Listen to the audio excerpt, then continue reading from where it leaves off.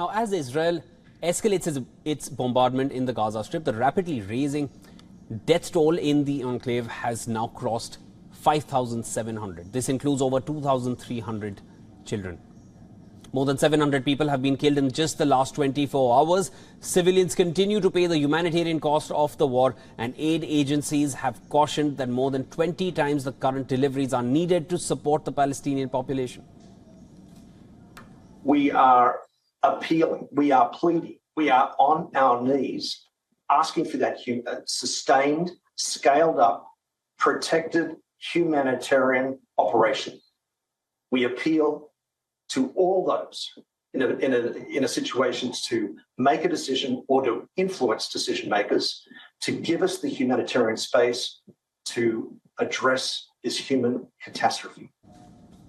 The aid convoys allowed into Gaza so far have only carried a fraction of what's needed. The UN has warned that distribution will have to stop if there's no fuel for the trucks. But fuel has not been sent to Gaza along with the humanitarian aid and is on the brink of running out. Now, the World Health Organization has also called for an immediate ceasefire to allow the safe delivery of health supplies and fuel to Gaza's hospitals.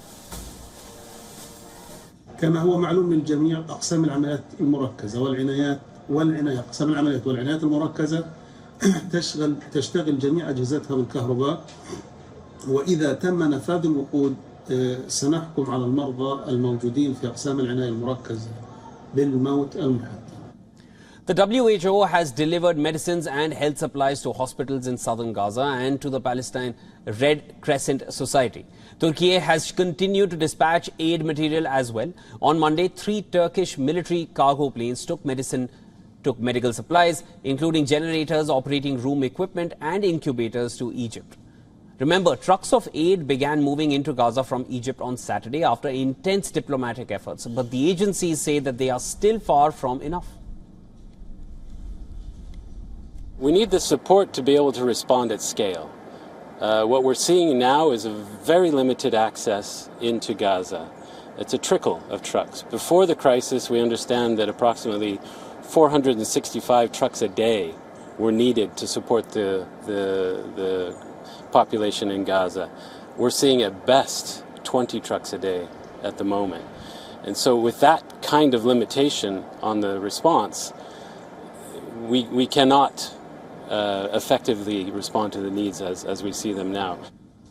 Half of the enclave's 2.3 million people have been rendered homeless. Over 16,000 people have been wounded, and more than 1.4 million Gazans have been internally displaced. Food and clean water is in shockingly short supply, and some people are living on just 1 liter of water a day.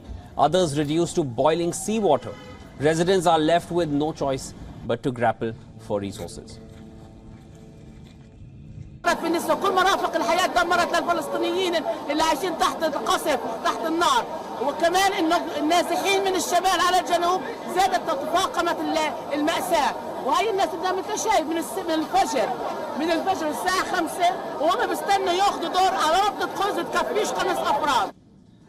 Even after standing in queues for hours, most Palestinians often have to return empty-handed. The United Nations says delivery of aid should be unconditional, but the scaling up of aid seems inevitably linked to Hamas' willingness to free hostages. With a trickle of aid flowing into the besieged Gaza Strip from Egypt, humanitarian staff and diplomats face a web of political security and logistical obstacles as they try to build up and sustain deliveries of relief. Now, Hamas and Israel, they both are stuck on their points. Hamas wants Israel to stop the bombardments and then they will release the hostages, and Israel wants the hostages released or they continue.